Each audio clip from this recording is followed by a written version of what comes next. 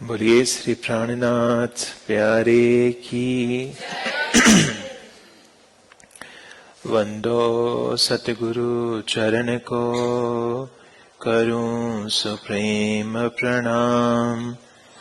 अशुभ हरण मंगल करण, धनी श्रीदेव चंद्र जी नाम। श्री प्राणनाथ निज मूलपति, श्री मेहरराज सुनाम। तेज कुंवरी श्यामा युगल को, पल पल करूं प्रणाम। पिया जी को पल पल करूं प्रणाम। श्री प्राणनाथ तुम सत्य हो, तुमसे चलत जहाज। मैं आधीन करनी नहीं, बाह ग्रहे की लाज। पिया बाह ग्रहे की लाज। बोलिए श्री प्राणनाथ प्यारे की। महामत कहे मैं शर्मिंदी, सब अवसर गई भूल। ऐसी इन जुदागी मिने, क्यों करूं करो संकुल। क्यों कहूं करो संकुल। प्राणाधार सुंदर साथ जी, सबसे पहले तो मैं आप सबसे क्षमा मांगता हूं कि कुछ कारण ऐसा बना जिससे मेरा आना जो है 2 दिन विलंबित हुआ। आप सब लोगों को जो भी कष्ट पहुंचा उसके लिए मैं क्षमा मांगता हूं। पिछले 2 साल से अमेरिका में कार्यक्रम चल रहा हुआ और पिछली बार कनाडा के कुछ सुंदर साथ वहां आए थे और इस कार्यक्रम की जो विचार था वो वहां पर रखा गया कि अगले वर्ष जो है कनाडा में कार्यक्रम लेथब्रिज में करना है। और ये यहां आकर के जिस हिसाब से अभी बच्चों की प्रस्तुति हुई और जिस प्रेम और सेवा भाव से आप सभी सुंदर साथ ने इस कार्यक्रम को आयोजित किया, वो वाकई में प्रशंसनीय है। और मैं हमेशा सुंदर साथ से एक बात कहता हूं, जैसा बीतक में आता है कि यहां ते ही खड़े रहे जाके धनिये पकड़े हाथ। कठोपनिषद में एक श्लोक आता है जिसका अर्थ है कि इस संसार में पहले तो कोई ब्रह्म ज्ञान सुनाने वाला नहीं मिलता। अगर सुनाने वाला कोई मिल जाए तो सुनने वाला कोई नहीं मिलता। और कभी कभी ऐसा होता है कि सुनाने वाला भी हो, सुनने वाले भी मिलते हैं, लेकिन लाखों करोड़ों लोग सुन भी लेते हैं लेकिन उसको जीवन में आचरण में उतार नहीं पाते। संपूर्ण तारतम वाणी को आचरण में उतारने का भाव क्या है कि हमारे हृदय में प्रेम आए। प्रेम किसके लिए? अक्षरातीत परब्रह्म के लिए। प्रेम किसके लिए? हम सभी आपस में सुंदर साथ के लिए। जैसे हम कहते हैं श्यामा जी न अंग हो सुंदर साथ, कि जब भी हम किसी सुंदर साथ को देखते हैं तो हम एक देह को नहीं देखते, हम एक शरीर को नहीं देखते, उसके भीतर जो श्यामा जी नो अंग यानी कि जो श्यामा जी की सुरता स्वरूप बैठी है उसको देख करके प्रणाम करते हैं। तो तारतम वाणी को आचरण में लाने का मतलब है कि हमारे जीवन में प्रेम आए, राज्य के प्रति, सुंदर साथ के प्रति, हमारे हृदय में विनम्रता पैदा हो। इस संसार में किसी के पास थोड़ा सा धन आता है, थोड़ा सा पद आता है, किसी के पास थोड़ा सा रूप है, सौंदर्य है, उसका अहंकार मेरू पर्वत के समान शिखरों को छूता है। लेकिन एक सच्चे सुंदर साथ की पहचान यही है कि उसके पास चाहे अटूट धन का भंडार हो, चाहे उसके पास अटूट ऐश्वर्य हो, अटूट सौंदर्य हो, लेकिन उसके हृदय में हमेशा विनम्रता होगी। ज्यों ज्यों गरीबी लीजिए साथ में, त्यों त्यों धनी का पाइए मान। ये सर जी हमें सिखा रहे हैं कि इस संसार में यदि राज्य का प्रेम पात्र कोई बनना चाहता है, यदि आपको चाहिए कि परमात्मा की कृपा मेरे ऊपर बरसे, कैसे मैं अधिकारी बनूं उसका, सर जी कहते हैं ज्यों ज्यों गरीबी लीजिए साथ में, जैसे जैसे आप विनम्र बनते जाएंगे वैसे वैसे आपके ऊपर परमात्मा की मेहर बरसती जाएगी। ये एक सुंदर साथ का आचरण है। जहां भी आप सुंदर साथ को देखो उसके हृदय में विनम्रता आपको जरूर मिलेगी। परमात्मा के प्रति प्रेम, सुंदर साथ के प्रति प्रेम, विनम्रता की पराकाष्ठा। और मैं पहले भी, पिछले साल भी मैंने कहा था कि जो भूटान से सुंदर साथ अमेरिका गए, कनाडा गए, ऑस्ट्रेलिया गए, आप सभी सुंदर साथ ने एक बहुत लंबे समय की यातनाओं को देखा है। आपने गरीबी भी देखी है, अमीरी भी देखी है, आपने दरिद्रता भी देखी है और आपने वैभव और संपन्नता को भी अब देखा है। लेकिन जब भी मैं आप सब सुंदर साथ के बीच में आता हूं, आप सभी सुंदर साथ के बीच में मिलता हूं, मुझे कभी भी ऐसा नहीं लगा कि जैसे मैं किसी दूसरे घर से किसी दूसरे घर में आया। किसी सुंदर साथ के घर में प्रवेश करते ही ऐसा लगता है कि जैसे प्रेम आपको चारों तरफ से घेर लेता। और ये एक बहुत बड़ी कृपा है, ये कोई सामान्य बात नहीं है, ये अक्षरातीत पर ब्रह्म की बहुत बड़ी कृपा है। और मैं कहता हूं कि हृदय में इतनी विनम्रता और हृदय में इतना प्रेम आना कोई साधारण बात नहीं है। आप ये सोचिए कि आपको अक्षरातीत ने ऐसी अवस्था में पहुंचाया है, अपनी कृपा से अपने आप को इस काबिल बनाया है, तो इन दिव्य गुणों को आपके हृदय में जो उतरे हैं उनको हम एक साधन बनाएं और अध्यात्म की यात्रा के शिखरों को छुएं, तो मुझे लगता है कि ये जो हमारा जो फेरा है वो सफल हो पाएगा। और इस तरह के जो कार्यक्रम हैं, कहीं ना कहीं वो चाहे समाज के वृद्ध वर्ग हैं, समाज का युवा वर्ग है, समाज के जो छोटे बच्चे हैं, उसके अंदर अध्यात्म के बीजों को रोपने का एक माध्यम बनते हैं। तो इन्हीं प्रेम और विनम्रता के गुणों को हृदय में धारण करते हुए मुझे बोला है कि खिलवत की वाणी से हम चर्चा करें। खिलवत के पहले प्रकरण की ही आखिरी चौपाई है, जिसमें इंद्रावती जी कहती हैं कि महामती कहे मैं शर्मिंदी, सब अवसर गई भूल, ऐसी इन जुदागी मिने, क्यों कहूं करो संकुल। एक सुंदर साथ के हृदय की वेदना है, महामती जी ने अपने शब्दों में इसे उकेरा है। महामती कहे मैं शर्मिंदी, सब अवसर गई भूल।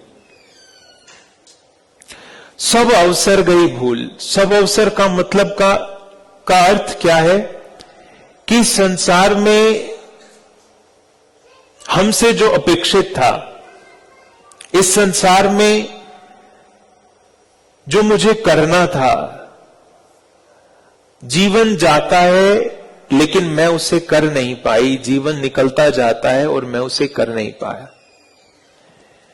आज सुबह जब मैं एयरपोर्ट से यहां आ रहा था तो एक सुंदर साथ ने प्रश्न पूछा कि संसार में इतना आकर्षण है, कहीं ना कहीं हमें ऐसा लगता है कि संसार का आकर्षण हमें अपनी तरफ खींचता जाता है। धन कमाने की प्रेरणा है, हम सबको धन कमाता हुआ देखते हैं तो हम भी उसी राह पर चलने लगते हैं। पद कमाने की प्रेरणा है, हम दूसरों को ऊंचे ऊंचे पदों पर जाते देखते हैं तो हम भी उसी भीड़ में चल पड़ते हैं। धन है, पद है, ऐश्वर्य है, रास के पहले प्रकरण में कहा है कि एह न आउद अमृत रूप रस छल बल वल अकल अगिन कुटिल ने कोमल चंचर चतुर चपल, कि ये इतने सारे प्रलोभन हैं।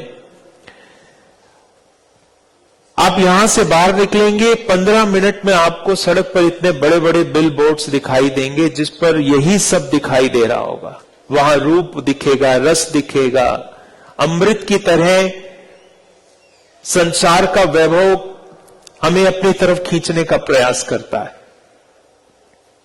तो सुंदर साथ का प्रश्न था कि वाणी का ज्ञान होने के बावजूद, समझ में आने के बावजूद भी हम उस राह पर क्यों चल पड़ते हैं?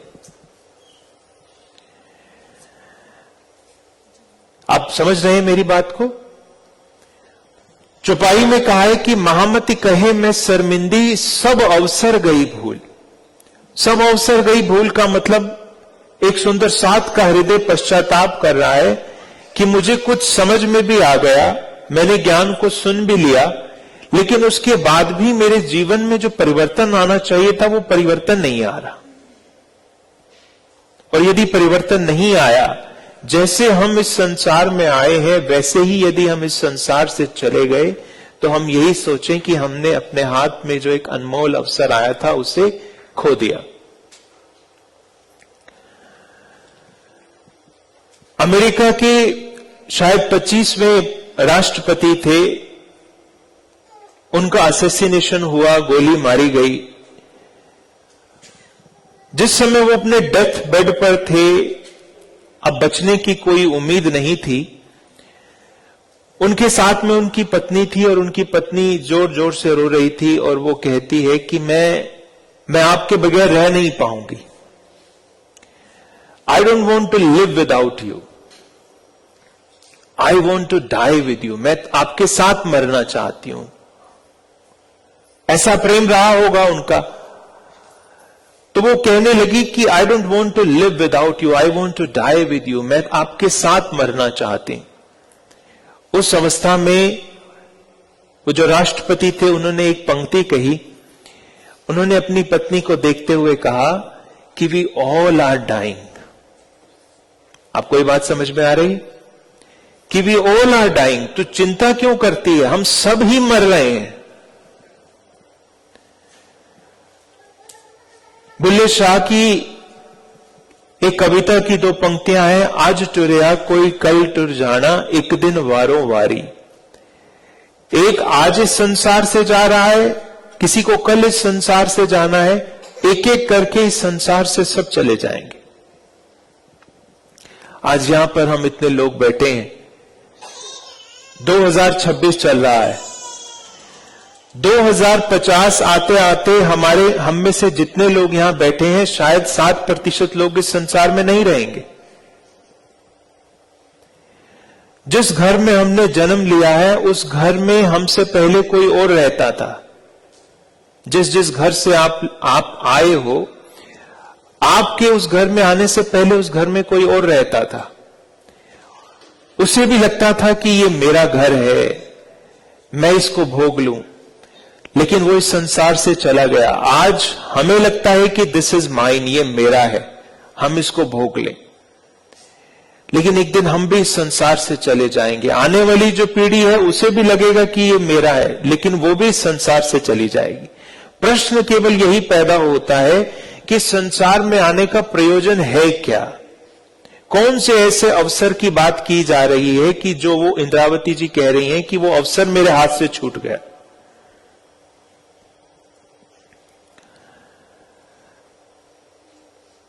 इस संसार में हम आए हैं खाली हाथ, इस संसार से जाएंगे खाली हाथ। लेकिन ये जीवन एक अवसर है। अवसर किसका? कि जैसे हम इस संसार से आए हैं हम वैसे इस संसार से वापस ना जाएं। हम अपने आप को कुछ बेहतर बनाएं, इस समय का लाभ लें। मैं कई बार ललिता सखी का उदाहरण देता हूं। श्री जी जब मेड़ता में ललिता सखी के घर जाते हैं तो ललिता सखी जब श्री जी की महिमा गाती है, ललिता सखी कहती है काली कुमत कूब कुचल कठिन कठोर हूं नारी, आत्म मेरी निर्मल करके सहजे पार उतारी। आप समझ रहे हो कि ललिता सखी जैसी स्त्री अपने अवगुणों को सबके सामने बखान करने का साहस रखती है। ललिता सखी कहती है कि मेरा हृदय काला है, कारी, कुमत, मेरी बुद्धि कुमती है। दो तरह की बुद्धि होती है, एक होती है सुमति और एक होती है कुमति। सुमति का मतलब है जो धर्म के रास्ते पर चले, और कुमति का मतलब है जो अधर्म के रास्ते पर चले। कूब किसे बोला जाता है? जो कुबड़ निकला होता है। उसका एक अर्थ यह भी है कि जिस व्यक्ति के हृदय में अहंकार बहुत ज्यादा हो, अहंकार का कूब। और कूब कुचल, कुचल का मतलब होता है कुचलता, यानी जिसके हृदय में सरलता ना हो। आपने देखा होगा कि कई व्यक्ति ऐसे होते हैं जो 24 घंटे किसी न किसी षड्यंत्र रचते रहते हैं कि कैसे किसी को नुकसान पहुंचाया जाए, कैसे किसी को किसी भी प्रकार का कष्ट दिया जाए। ललिता सखी कहती है कि ये मेरी पहचान थी, कारी कुमत कूब कुचल कठिन कठोर हो नारी। और श्रीजी आप मेरे जीवन में आए, आपने जो मुझे ज्ञान दिया उस ज्ञान को मैंने आत्मसात किया और आत्म मेरी निर्मल करके सहजे पार उतारी। और आपने क्या किया? मेरी आत्मा को निर्मल कर दिया। जो काली थी वो सुंदर बन गई, जो कुमति बुद्धि थी वो सुमति बन गई, जो अहंकार का कुब निकला था वो समाप्त हो गया, और जो हृदय के अंदर कुचलता थी, हृदय में जो कठोरता थी, वो क्या बन गई? अब हृदय की विनम्रता बन गई। तो ये क्या है? ये है जीवन का रूपांतरण। ये क्या है? ये है जीवन का रूपांतरण, जिसे बोला जाता है transformation of the life. Lalita सखी इसका एक जीता जागता उदाहरण है। अवसर मिला, श्रीजी जीवन में आए, श्रीजी का ज्ञान जीवन में आया, ललिता सखी ने उस अवसर का लाभ लिया, और लाभ लिया, अपने आप को पूरी तरह से बदल दिया। तो ललिता सखी जब इस संसार से जाएगी तो उसकी आत्मा यही कहेगी कि इत भी धन धन और उत भी धन धन। यही प्रश्न हम सबके सामने हमेशा उठना चाहिए कि ये जो अवसर अब मुझे मिला है, ये अवसर मैं ना भूल जाऊं। सब अवसर गई भूल, ये पश्चाताप के स्वर है। सब अवसर गई भूल।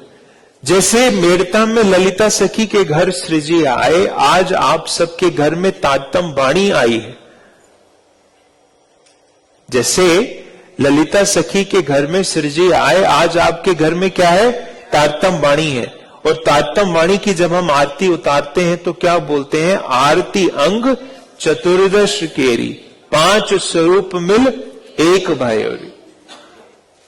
हम कहते हैं कि ये किताब नहीं है, ये क्या है? स्वरूप है। और इसमें 14 अंग है अक्षरातीत पर ब्रह्म के। तारतम वाणी का कथन है, हक बैठे इन इलम में, कि इसमें कौन बैठा है? अक्षरातीत बैठे हैं। और मैंने कई हस्तलिखित स्वरूप साहब को देखा है।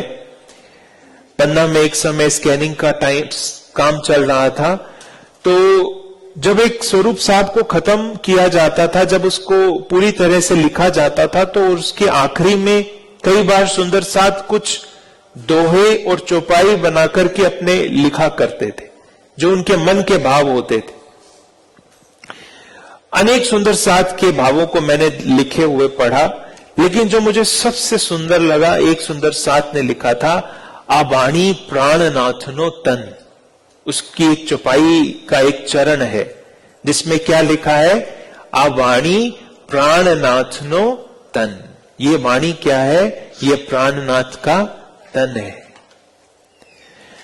तो मैं ये कह रहा था कि जिसे श्रीजी ललिता सखी के घर में आए, उसी तरह से ये जो वाणी है, ये श्रीजी साहिब का स्वरूप है, अक्षरातीत का स्वरूप है, ये हमारे जीवन में आई है, ये हमारे घर में है। लेकिन हमें क्या विचार करना है कि जो जीवन मेरा है, जो जीवन मेरा चल रहा है, जो मेरे मन की अवस्था है, क्या मैं तारतम्य वाणी के ज्ञान से उस अवस्था को बदल पा रहा हूं? यदि आपको लगता है कि जीवन में परिवर्तन आ रहा है, तो इसका मतलब हम सही दिशा में कदम बढ़ा रहे हैं। यदि हमें लगता है कि परिवर्तन नहीं आ रहा, तो इसका मतलब ये जो अवसर है अपने आप को बदलने का, ये हमारे हाथ से निकलता जा रहा है। मैं कभी भी युवा सुंदर साथ से मिलता हूं तो मैं सबसे पहला प्रश्न यही पूछता हूं कि कल कितनी देर वाणी पढ़ी, या कल कितनी देर बैठ करके ध्यान किया। आप सब लोग यहां पर बैठे हैं, यदि मैं आपसे भी पूछूं कि कल आप में से कितने सुंदर साथ ने 1 घंटा बैठ करके ध्यान किया, कितने सुंदर साथ हैं जो 1 घंटे से ज्यादा जिन्होंने कल बैठ करके ध्यान किया। यदि मैं ये पूछूं आपसे कि आपने कल कितनी देर बैठ करके वाणी को पढ़ा, कितने सुंदर साथ ऐसे हैं जो कहेंगे कि 1 घंटा हम बैठ करके वाणी को पढ़ते हैं। अभी तो कार्यक्रम चल रहा है, हो सकता है कि कल ध्यान भी किया हो, चर्चा चितवनी भी की हो, लेकिन जो आपकी नियमित रूप से दैनिक दिनचर्या है, उसमें कितना हिस्सा हम राज्य को देते हैं। और आपको आश्चर्य होगा, एक दिन में 24 घंटे होते हैं।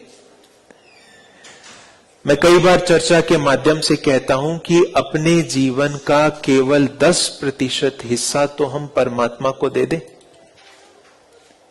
अपने जीवन का 10% हिस्सा तो हम परमात्मा को दें। 24 घंटे का एक दिन है, उसका 10% कितना निकला? 2.5 घंटा। तो क्या आप एक दिन में से 2.5 घंटा परमात्मा को, राज्य को देते हैं? कितने सुंदर साथ हैं ऐसे जो 2.5 घंटा जो है एक दिन में बैठ करके वाणी मंथन, ध्यान या किसी तरह से मंदिर में बैठ करके चिंतन मनन करते हैं। सोचिए कितनी हमारी दयनीय अवस्था है। 10% का भी समय सुंदर साथ के पास नहीं होता। 10% भी छोड़ दो, 5% हिस्सा अपने जीवन का हम अगर परमात्मा को दें, तो क्या वो कोई बहुत बड़ी बात है? 5% का मतलब क्या होगा? 1.25 घंटा। लेकिन मैं जब कई बार युवाओं से पूछता हूं कि कल कितनी देर बैठ करके ध्यान किया, वो बस मुस्कुराते हैं। कल कितनी देर बैठ करके वाणी चिंतन मनन किया, बस मुस्कुराते हैं। मुस्कुराने का मतलब क्या है? 5 मिनट भी नहीं किया। 5% तो अपने जीवन का हिस्सा हम परमात्मा के लिए निकालें। 1.25 घंटा तो एक दिन में निकालो। 5% कोई बहुत बड़ी बात तो नहीं है।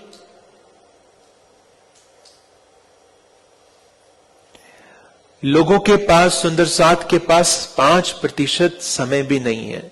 उससे भी आगे जाओ, मैं कहता हूं कि 2% तो अपने जीवन का, कम से कम आधा घंटा तो आप सुबह उठ करके बैठो ध्यान में। आधा घंटा तो सुबह बैठ करके राज्य के मंदिर में जो आपने स्थान बनाया है, वहां पर बैठ करके शीश झुकाओ कि आपने इतना सब कुछ हमें दिया। लेकिन आधे घंटे का समय भी सुंदर साथ के पास नहीं होता। सुबह हम उठते हैं, एक नियमित दिनचर्या है कि उठेंगे, नहाएंगे, धोएंगे, काम पर जाएंगे, वापस आएंगे, खा पी करके फिर सो जाएंगे, फिर सुबह से उठेंगे, फिर इसी तरह से जीवन चलता है। सोचिए, यदि 5% भी हमारे पास अपने जीवन के देने के लिए परमात्मा को नहीं है, तो हम किसे मूर्ख बना रहे हैं? स्वयं को, राज्य को, या दूसरे सुंदर साथ को? स्वयं को। मैं कई बार सुंदर साथ से मजाक में कहता हूं, जब आरती गाई जाती है तो आरती में कहा जाता है कि तन मन जीव न्योछावर कीनो, महामती चरणों लागी। आप ये आरती में रोज गाते हैं? सब गाते हैं ना कि तन मन जीव न्योछावर कीनो मंद्रावती चरणों लागी। इसका मतलब क्या है? इसका मतलब है कि अक्षरातीत परब्रह्म हे प्रियतम, मैंने अपना तन, मैंने अपना मन और मैंने अपना जीव, जीव का मतलब होता है सब कुछ, सर्वस्व जो है मैं आप पर न्योछावर करते हैं और हम आपके चरणों में प्रणाम करते हैं। सोचिए एक दिन यदि आप आरती गा रहे हैं और आपने चरणों में प्रणाम कर भी दिया और राज्य आपके सामने प्रकट भी हो गए और राज्य यदि आपसे पूछ लें कि आर यू सीरियस, कि जो कह रहे हो वो वाकई में हृदय से कह रहे हो या बस ये एक वचन है जिसे दोहराया जा रहा है, तन मन जीव न्योछावर कीनो। राज्य यदि पूछ लें कि क्या तुम वाकई में इस बात को सहमत हो, आर यू रियली सीरियस कि तन मन जीव न्योछावर कीनो? क्योंकि जिसके पास 5% भी अपनी लाइफ को डेडिकेट करने के लिए नहीं है, 5% भी जो परमात्मा को नहीं दे सकता, वो जब ऐसी बात कहे कि तन मन जीव न्योछावर कीनो, तन मन जीव न्योछावर कीनो, तो ये तो बड़े से बड़ा हमारे ऊपर ही हमारा मजाक है। लेकिन ये छोटी सी बात है, हमें समझ में नहीं आती। मैं इसीलिए बार बार सुंदर साथ से कहता हूं कि जब तक हम अपने जीवन को खुद बैठ करके अवलोकन नहीं करेंगे, जीवन में कोई भी परिवर्तन नहीं आने वाला। कार्यक्रम कितने होते रहे, वाणी मंथन कितना चलता रहे, हमें स्वयं बैठना पड़ेगा। जैसे एक बच्चा होता है ना, उसे आप सामने बिठाते हो कि ये है तुम्हारा स्कोर, 10 में से 0, 20 में से 0। अब बताओ कि तुमने जो मेहनत की वो कहां गई? 2 ही कारण हो सकते हैं, एक तो तुमने मेहनत नहीं की और दूसरा कि जो था वो तुम्हारे सिलेबस से बाहर था। तो जब तक हम स्वयं बैठ करके जीवन की इन बातों पर चिंतन नहीं करेंगे, हमारे जीवन में कोई भी बदलाव पैदा नहीं होगा। देवचंद्र जी के पास महाराज ठाकुर हमेशा जाया करते थे और उनको बोलते थे कि मेरी आत्मा को निर्मल कर दो। देवचंद्र जी कहते थे कि तेरे अंदर कोई अवगुण है ही नहीं, तू तो निर्मल है, तू पवित्र है। लेकिन महाराज बार बार यही कहते कि आप मेरी आत्मा को निर्मल कर दीजिए, मेरी आत्मा को निर्मल कर दीजिए। देवचंद्र जी जब कहते कि तुम निर्मल आत्मा हो धाम की, तब एक दिन महाराज ने कहा था कि तुम्हारे मन में न आवे लवलेस, पर मैं जानू मेरे मन के रेस। ये एक बहुत सुंदर भाव है जिससे हम अपने मन की स्थिति का अवलोकन कर सकते हैं। उन्होंने कहा कि तुम्हारे मन में ना आवे लवलेस, कि आपके मन में भले ही कोई विकार नहीं आता, पर मैं जानू मेरे मन के रेस, लेकिन मैं जानता हूं कि मेरे मन में क्या चलता है। तो उसी तरह से हम यहां जितने भी सुंदर साथ बैठे, आप सभी सुंदर साथ इस बात को पूरी तरह से सहमत होंगे, मैं जानू मेरे मन के रेस, कि हम सब जानते हैं कि हमारे मन में क्या चलता है, हम किस अवस्था में हैं। तारतम्य वाणी को सुनने के बाद, पढ़ने के बाद, मनन करने के बाद, आज भी यदि जीवन में कोई परिवर्तन नहीं आता, तो हम अपनी उस स्थिति का अवलोकन करना सीखें कि मेरे जीवन में परिवर्तन क्यों नहीं आ रहा है, क्यों ये जो अवसर है मेरे हाथ से निकलता जा रहा है। महामती कहे मैं शर्मिंदी, सब अवसर गई भूल। इस संसार के अंदर यदि बीतक को आप पढ़ेंगे, बीतक को देखेंगे, तो ऐसे अनेक उदाहरण हैं जिन्होंने सृष्टि की छत्र छाया में अपने आप को पूरी तरह से बदला है। हम आकर्षित होते हैं सौंदर्य के प्रति। ललिता सखी को सृष्टि ने परम सौंदर्यवान बनाया, लेकिन ललिता सखी क्या कहती है कि कोटि बेर ललिता कुर्बानी, कि मैं आपके ऊपर करोड़ों बार कुर्बान जाती। हमें छोटा सा पद मिलता है, हम उस पद के पीछे सब कुछ भूल जाते हैं। छत्रसाल को सिर जी ने महाराजा बनाया, लेकिन महाराजा बनने के बाद भी छत्रसाल सिर जी से क्या कहते हैं कि तन सोवे रूह निस दिन जागे, कि हे सिर जी मेरा बस तन सोता है, लेकिन मेरी जो आत्मा है, मेरी जो रूह है, वो निस दिन जागे, वो हर रात जगती है। वारी वारी जाऊं मैं अपने पिया पर, और मैं तन मन धन आप पर समर्पित जाती।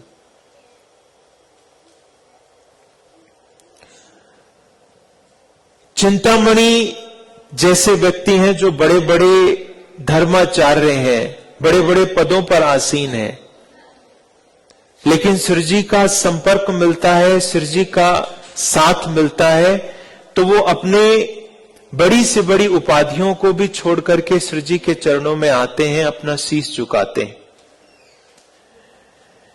तो ये सभी ऐसे सुंदर साथ हैं जिन्होंने सिर जी के साथ में जो उन्हें अवसर मिला, उन्होंने उसकी पहचान की और अपने जीवन को बदला। आज ये बाजी हमारे हाथ में है। मैं आप सभी से यही कहना चाहूंगा कि आज 2026 के इस कार्यक्रम में हम बैठे हैं, हम यहां से ये संकल्प लेकर के जाएं कि आज मैं अपनी अवस्था को अपने सामने बैठ करके अवलोकन करूं कि ये मेरे चित्त की अवस्था है, ये मेरे मन की अवस्था है, और मुझे अपने आप को बदलना है। क्योंकि जब तक हमारे मन में ये भाव पैदा नहीं होगा कि मुझे अपने आप को बदलना है, संसार का बड़े से बड़ा ग्रंथ, संसार का बड़े से बड़ा ज्ञान और संसार का बड़े से बड़ा व्यक्ति भी आपके लिए कोई बड़ा काम नहीं कर सकता। सबसे पहले हमें तैयार होना पड़ेगा। जब तक हमें यह स्वयं स्वीकार हम नहीं कर पाएंगे कि मेरे जीवन में यह समस्या है, मुझे अपने आप को बदलना है, तब तक हमारे जीवन में कोई भी रूपांतरण होने की संभावना नहीं। तो हम अपने जीवन का अवलोकन करें। हमारे जीवन में जो जो भी हमें लगता है कि ये मेरी आत्म जागृति में बाधाएं हैं, हम उन्हें अपने सामने देखें और उन बाधाओं को कैसे मैं तारतम्य वाणी के प्रकाश में एक एक करके दूर कर सकते हूं या दूर कर सकता हूं। जिस दिन उस दिशा में हम कदम बढ़ाना प्रयास करेंगे, तो कहीं ना कहीं जाकर के हमारे हृदय का रूपांतरण होगा। ये जो ज्ञान हम सुनते आए हैं, ये हमारा ज्ञान जीवन में उतरेगा और उससे हमारे जीवन के अंदर वही जो मैंने आरंभ में परमधाम की आत्माओं के गुणों की बात की, उन गुणों का वास्तविक जो चरित्र है वो उभर करके आएगा। जीवन लगता तो है बहुत बड़ा है, 60 साल, 70 साल, 100 साल, लेकिन समय कैसे हाथ से निकलता जाता है पता भी नहीं चलता। आज यहां बैठे हो, बहुत जल्दी पाओगे कि जैसे एक बहुत लंबी आयु जो थी हाथ से कब निकल गई पता भी नहीं चला। जैसे एक छोटा सा दीपक होता है, जब जलता है हवा का कौन सा झोंका आए और उसे बुझा जाए। आकाश में जैसे बिजली चमकती है, अब चमकी और अब चली गई। जैसे पानी का एक बुलबुला होता है, एक क्षण भर के लिए बना और दूसरे क्षण के लिए समाप्त हो गया। उसी तरह से ये हमारा जीवन है। हमें लगता तो है कि जैसे बहुत लंबा अभी हमें जीना है, अभी बहुत समय है, अभी कल कर लेंगे, अभी संसार को एकत्रित कर लें, अभी संसार को बटोर लें। जब बुढ़ापा आएगा तब बैठ करके ध्यान करेंगे, तब बैठ करके वाणी चिंतन करेंगे। लेकिन समय का प्रवाह ऐसा है, 99 का फेर ऐसा है कि जो एक बार इस पगडंडी पर चलता है, मृग तृष्णा के हिरण की तरह बस चलता ही जाता है, चलता ही जाता है। और एक दिन ऐसी अवस्था में अपने आप को असहाय पाता है कि जिस दिन ना तो ऊर्जा रहती है, ना ही बौद्धिक चिंतन करने का सामर्थ्य रहता है, ना ही शरीर में कोई सामर्थ्य होता है। और उस दिन बैठ करके सिवाय पश्चाताप के हमारे हाथ में और कुछ भी नहीं रहता। तो समय रहते जो है हम आत्म जागृति की दिशा में कदम बढ़ाएं। चाहे स्क्रंटन के सुंदर साथ हो, चाहे यहां लेथब्रिज के सुंदर साथ हो, बहुत से युवा सुंदर साथ हैं, उनसे मैं बार बार यही आग्रह करूंगा कि नियमित रूप से अपनी दिनचर्या में एक निर्धारित समय हो, जो समय हम अपनी आत्म जागृति के लिए निकालें। आप सुबह का समय दीजिए, शाम का समय दीजिए, रात को सोने से पहले का समय दीजिए, लेकिन एक समय निर्धारित हो। जैसे देवचंद्र जी कहते थे कि पहले भोजन किसे दिया जाएगा? आत्मा को दिया जाएगा, और उसके बाद भोजन किसे दिया जाएगा? देह को भोजन दिया जाएगा। हम अपनी आत्मा को प्राथमिकता देना सीखें कि यह बहुत जरूरी है। सुबह उठने के बाद सबसे पहला जो है भोजन में किसे दूं? अपनी आत्मा को दूं, उसके बाद मैं इस संसार में उतरूं। जब तक ये बात हमारे हृदय में नहीं उतरेगी, अभी हमने प्राथमिकता दी है देह को, शरीर को, पहचान सबों को देह की नहीं आत्म सो दृष्ट। जब तक वो दृष्टि जो है आत्मा पर नहीं जाएगी, तब तक हम उस दिशा में कदम नहीं बढ़ाएंगे। तो मैं आप सभी से ये निवेदन करता हूं कि हम अपनी आत्मा को, आत्मिक चेतन को प्राथमिकता देना सीखें। एक समय निर्धारित कीजिए, सुबह उठने के बाद सबसे सुंदर समय है। आज तो जितने भी न्यूरो साइंस की फील्ड में रिसर्च हुआ, उसमें भी यही बताया जाता है कि जब हम सुबह उठते हैं तो उस समय जो हमारे ब्रेन के वेव्स का पैटर्न होता है, वो तकरीबन एक ऐसे अवस्था होती है जैसे एक योगी की अवस्था का ब्रेन चलता है। आपने देखा होगा जब सुबह आप उठते हैं तो उस समय मन शांत होता है, विचार कम होते हैं। तो वो जो मन की स्थिति है, वो जो हमारी बुद्धि की स्थिति है, वो बिल्कुल एक ऐसे व्यक्ति की तरह है जिसने हजारों सालों तक ध्यान का अभ्यास किया है, और वो जो स्थिति है वो 15 से 20 मिनट रहती है। तो हर रोज सुबह 15 से 20 मिनट आपके पास उठने के बाद एक ऐसा समय है जिस समय आप ध्यान की गहराई में प्रवेश कर सकते हो। आप बैठ करके चिंतन कीजिए, ध्यान कीजिए, संकल्प साधिए। लेकिन सुबह उठते ही सबसे पहला व्यक्ति का हाथ किस पर जाता है? मोबाइल पर जाता है।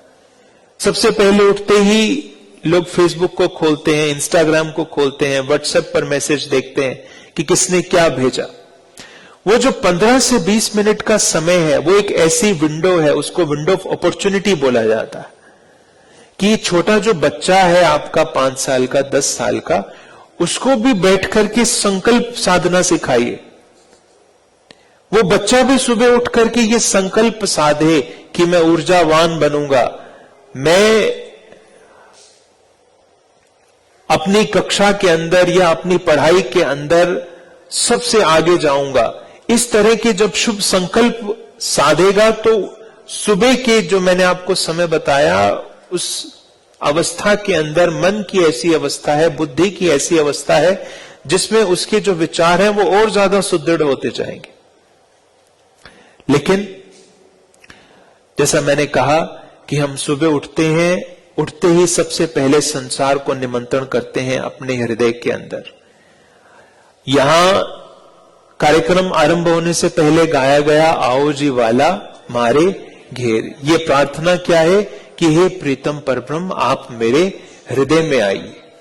हम किसका आह्वान करते हैं? परमात्मा का आह्वान करते हैं। सामवेद का पहला मंत्र है अग्नि आया ही बीतिए, कि हे परब्रह्म आप मेरे हृदय में आइए। यहां तो हम सब गा रहे हैं कि आओ जी वाला मारे घेर, लेकिन जैसा मैंने आपको बताया कि जब हम अपने घर में सबसे पहले सुबह उठते हैं तो सबसे पहला निमंत्रण हम किसको देखते हैं? संसार को देते हैं या परमात्मा को देते हैं? जैसे ही आपने अपने मोबाइल को उठाया, जैसे ही आप अपना व्हाट्सएप, इंस्टा चेक कर रहे हो, तो ये क्या निमंत्रण दिया जा रहा है? आओ जी संसार मारे घेर। तो परमात्मा को आवाहन देने की बजाय सुबह सुबह ही किसको आवाहन दिया? संसार को आवाहन दिया। और जब संसार को आवाहन दोगे तो जैसा माया के हजारों हथियार हैं वो सुबह सुबह आपके भीतर प्रवेश कर जाएगा और फिर सुबह से लेकर के शाम को हिरण की तरह जो है आपका चित्त जो है संसार के अंदर मृग तृष्णा की तरफ दौड़ेगा। तो इस चौपाई का केवल एक ही सार है, महामति कहे मैं शर्मिंदी। शर्मिंदी का मतलब क्या है कि शर्म आती है, हमारा जो मस्तक है वो शर्म से झुक जाता है। सब अवसर गई भूल। यदि इस संसार से जाते हुए आपको भी ऐसा लगे कि जैसे मैं इस संसार में आया था वैसा ही संसार से जा रहा हूं, कुछ बदला नहीं, तो आप ये समझो कि वो जो अवसर हाथ में आया था वो अवसर हाथ से निकल गया। महावीर स्वामी जब बिहार में बोधि अवस्था को प्राप्त होने के बाद गांव गांव शहर शहर में जाते थे, हर जगह पर ज्ञान की चर्चा करते थे, लोग आकर्षित होकर के उनके पास आते थे। एक व्यक्ति था, उसने महावीर की बातों को सुना। महावीर की बातों को सुनने के बाद उसके मन में थोड़ा सा वैराग्य जन्मा कि मैं किसी तरह से जो है महावीर के साथ में सन्यासी बन जाऊं। लेकिन उसके मन में कहीं ना कहीं संसार के लिए भी थोड़ा सा आकर्षण था कि अगर मैं घर को छोड़ दूंगा तो पत्नी का क्या होगा, बच्चों का क्या होगा, बूढ़े माता पिता का क्या होगा। तो हमेशा खटक पटक चलती रहती थी। उसकी पत्नी थी और उसकी पत्नी का भाई जो उसका साला था वो भी महावीर के पास जाया करता था। उसकी भी महावीर में बहुत आस्था थी। तो एक दिन उसकी पत्नी उसे भोजन करवा रही थी। उसने अपनी पत्नी से कहा कि तुम्हारा जो भाई है वो महावीर को बहुत सुनता है गौर से, हर रोज उनकी चर्चा सत्संग सुनने के लिए जाता है। यदि इतना ही महावीर से प्रेम है तो सन्यासी क्यों नहीं बन जाता? उसकी पत्नी ने कहा कि सुनने तो तुम भी जाते हो, तुम भी बड़े भाव से सुनते हो, तुम्हारी आंखों में भी आंसू आते, तुम सन्यासी क्यों नहीं बन जाते? उसको दिल से ये बात चुभ गई।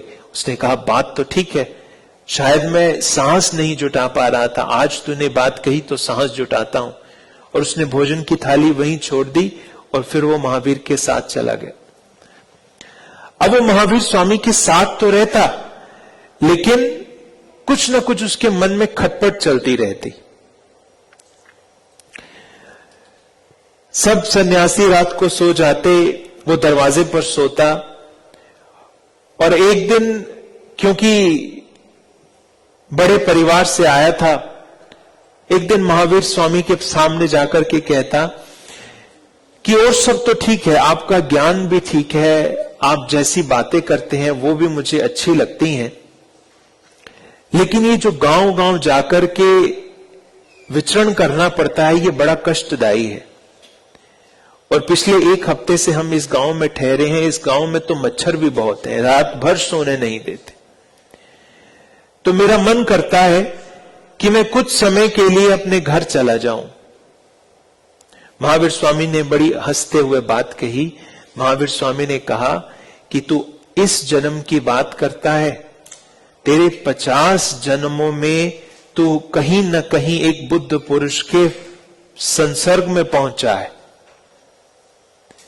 किसी न किसी तरह से उनके समीप गया है, और हर बार छोटी सी बात तुझे पीछे खींच ले जाती। तो ये सोच कि 99 अवसर तू खो चुका है और एक ये आखिरी अवसर है जब तू देख रहा है, और अगर अब भी तूने पीछे की तरफ कदम बढ़ाए तो फिर अब कोई अवसर तेरे हाथ नहीं आएगा। तो ये छोटे छोटे बहाने, आपके हाथ में जो अवसर आया है इसको आपके हाथ से भाग करके ले जाएंगे। आज वाणी पढ़ने का मन नहीं है, आज सिर में दर्द हो रहा है, संसार के सारे काम होंगे, लेकिन किसको न्यूनता दी जाएगी? वाणी के पठन पाठन को।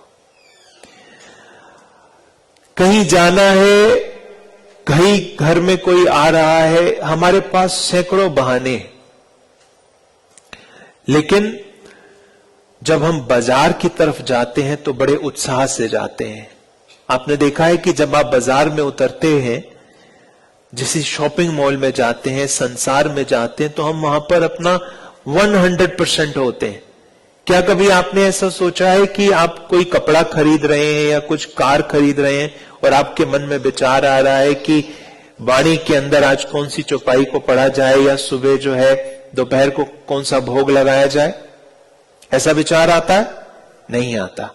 जब हम संसार में जाते हैं तो 100% जाते हैं, लेकिन जब हम मंदिर में जाते हैं तो हम 5%, 10%, 1 घंटा यदि आप वाणी को पढ़ोगे तो 99, आप 80% तो यही चलता रहेगा।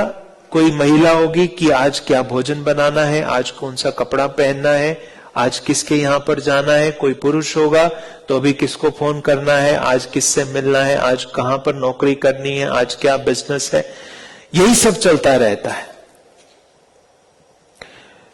तो ये अवसर जो हाथ में आया है, ये अवसर हाथ से निकलता जाएगा। और जैसा मैंने आपको कहा कि हम चाहे कितने बड़े बड़े घर खड़े कर लें, कितना अटूट धन संपत्ति एकत्रित कर लें, चाहे कितने ही वैभव को एकत्रित कर लें, बड़े से बड़े पद पर पहुंच जाएं, लेकिन अंतोगत्वा हमें इस संसार से खाली हाथ ही जाना है। इस संसार में कोई भी ऐसा व्यक्ति नहीं हुआ जो इस संसार से धूल के कण को भी अपने साथ लेकर के गया। और आज मैं सुबह भी यही बात कह रहा था, हम हमेशा सत्य को ढकने का प्रयास करते हैं, हम सत्य से जी चुराते हैं। मैं उदाहरण दे रहा था कि लंदन में एक एरिया है सोहो के नाम से, जहां पर ज्यादा से ज्यादा युवा वर्ग, जैसे एक पब कल्चर होता है, वहां पर पार्टीज के लिए बहुत से इवेंट होते रहते हैं, पूरा जो यूथ है वो वहां पर एकत्रित होता है। तो वो जो पूरा एरिया था उसके अंदर जो एक फ्यूनरल हाउस होता है, फ्यूनरल डायरेक्टर होते हैं, आपने देखा होगा, एक फ्यूनरल डायरेक्टर की शॉप की ओपनिंग सेरेमनी थी। पूरा का पूरा वो जो एरिया था वो इसके खिलाफ खड़ा हो गया, क्योंकि जहां पर वैभव दिखाया जा रहा है, जहां पर संसार का सुख, संसार के ऐश्वर्य का प्रदर्शन किया जा रहा है, यदि उसके बीचों बीच एक फ्यूनरल डायरेक्टर ने अपनी दुकान खोल ली तो ये तो वहां पर बड़ी बुरी बात हो जाएगी। क्योंकि जो वहां पर शराब पीने के लिए आ रहा है, जो वहां पर संसार के सुखों को भोगने के लिए आ रहा है, वो क्यों देखना चाहेगा कि यहां पर एक फ्यूनरल डायरेक्टर है, कि तुझे भी एक दिन यहीं पर आना है। सबने प्रेशराइज करके उसको वहां से हटा दिया। ये क्या है? जीवन की सत्यता थी जिसको नकारने का प्रयास किया गया। हम भी कहीं ना कहीं इस बात को नकारते हैं।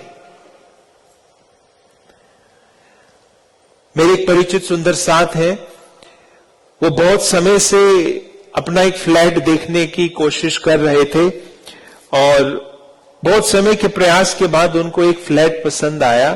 तो मैंने उनसे पूछा कि आपने उसको लिया क्यों नहीं?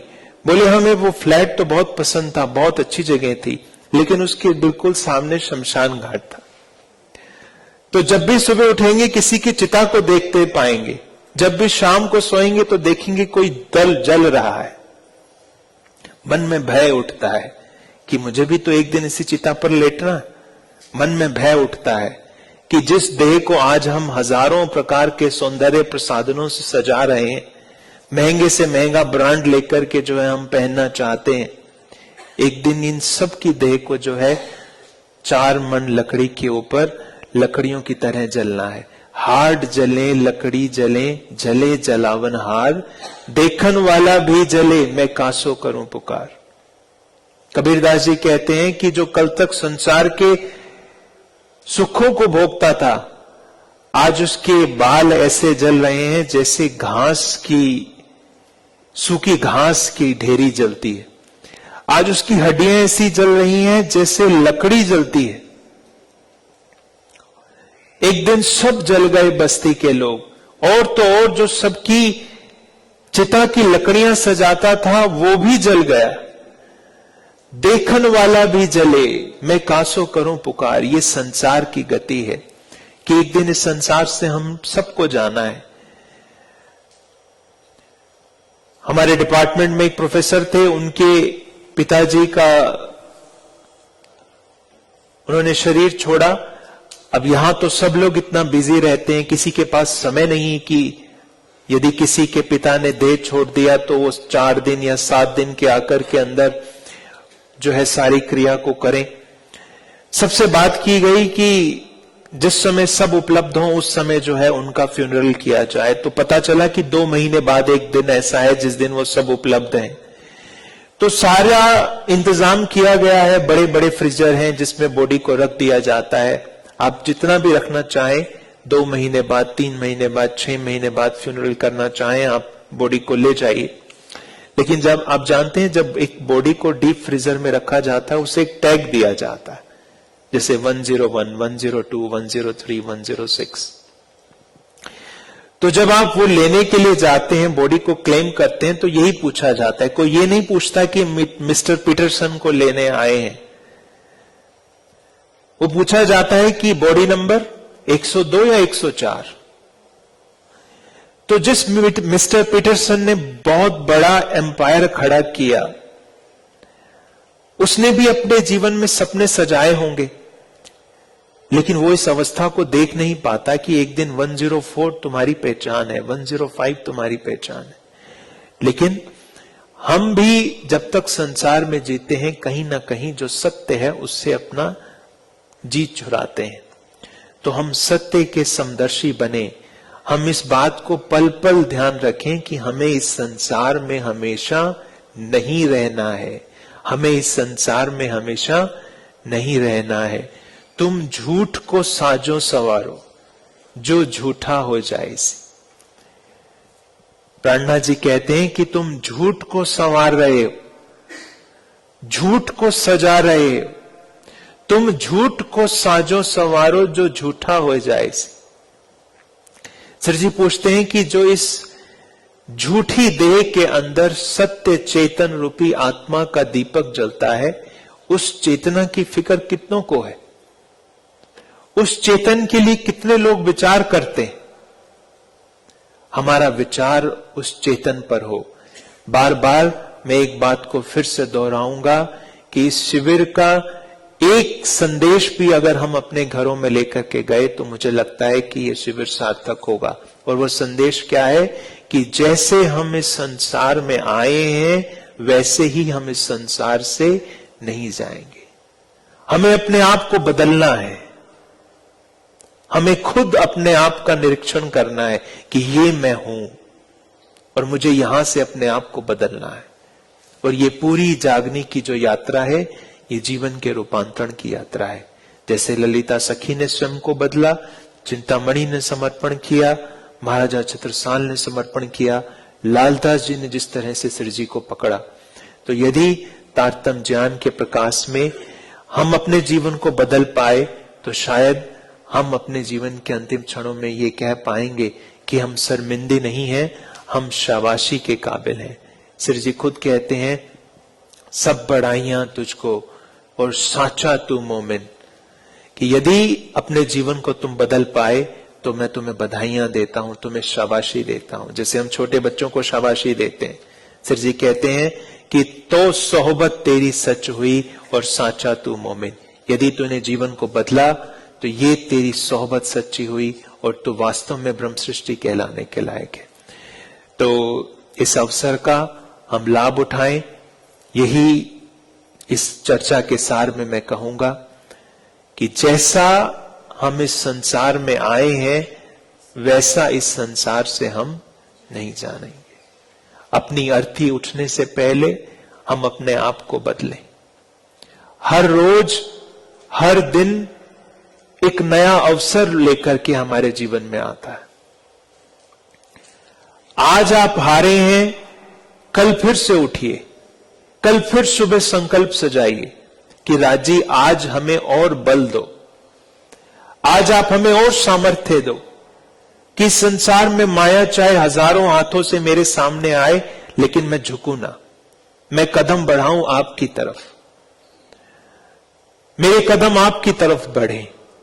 हर जीवन को एक नया अवसर समझकर, हर दिन को एक नया अवसर समझकर जब हम इस तरह से निकलेंगे तो मुझे लगता है कि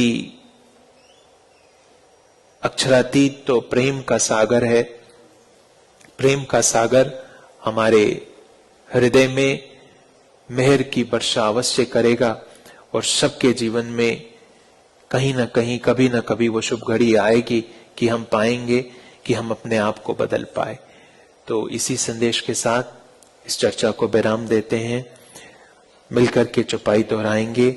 महामत कहे मैं शर्मिंदी, सब अवसर गई भूल, ऐसे इन जुदागी मिने, क्यों कहूं करो सनुकूल। बोलिए श्री प्राणनाथ।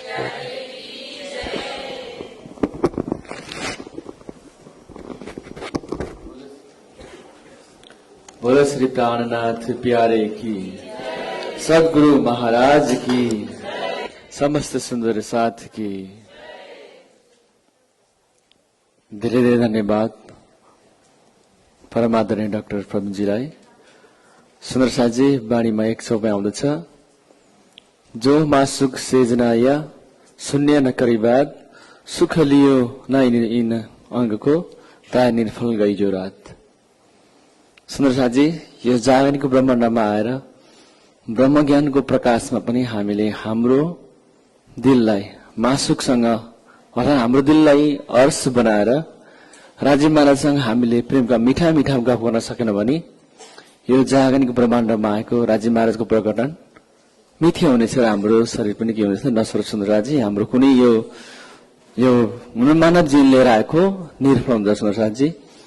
र यस चौपाईलाई जुन डाक्टर प्रवीणजीले अघि नै हामीलाई मानव देहको विषयमा हाम्रो समय कसरी गइरहेको छ, हामी भौतिकवादतिर कसरी अघि बढिरहेका छौँ भन्ने विषयमा धेरै विषयलाई लिएर उहाँले हामीलाई विशेष युवाहरूको लागि एकदम मार्मिक ढङ्गबाट हामीलाई छाता श्रवण गराउनु भयो।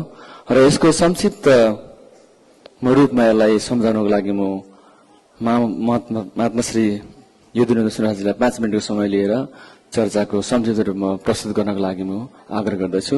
बोलो श्री प्राणनाथ प्यारे की। र यस पछाडि म साधना सुन्दर साथजीलाई आफ्नो बाणी गायनको तयारी रहनको लागि गर्दछु। र त्यस पछाडि फेरि हामी युएसबाट पाल्नुहुने हाम्रो सृष्टि सुन्दर साथजीबाट उहाँको प्रस्तुतिलाई हामी श्रवण गर्नेछौँ। र अहिले भने यो समय महात्मा श्री युधिनेन्द्रजीलाई। बोलो श्री प्राणनाथ प्यारे की जय।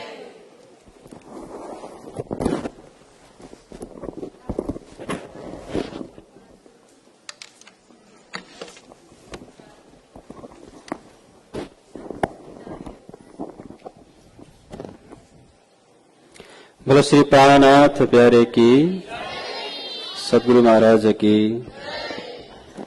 प्राणाधार आत्मा सम्बन्धी प्यारे सुन्दर साथजी, हामीहरूलाई ब्रह्म ज्ञानको रस लुटाउनको लागि परमादरणीय डाक्टर साहब हाम्रो बीचमा आइसकेर जुन परब्रह्म परमात्मा श्री राजीको जुन ब्रह्मवाणी सामने छ, जसको मोहल, जसको किम्मत के रहेछ भन्ने कुरो हामीलाई दर्शाइसक्नु रहेछ।